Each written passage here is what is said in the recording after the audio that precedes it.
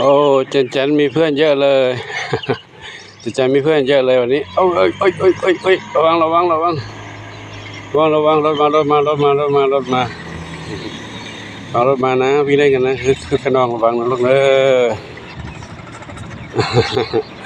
ขอให้อยู่ดีมีสุขลูกนะอยู่ดีมีสุขเล่น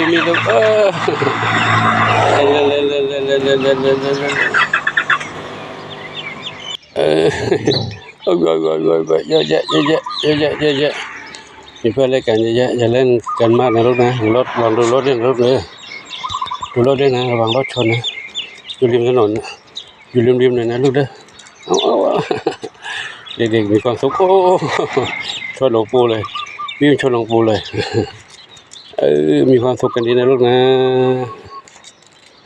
สุขสันต์สบายใจเด็กๆวัดปงชัยเจ้าโฮมลำปางไม่ใช่เด็กวัดหรอกเด็กอยู่ข้างนอกวัดความสุขกันดีสุดดี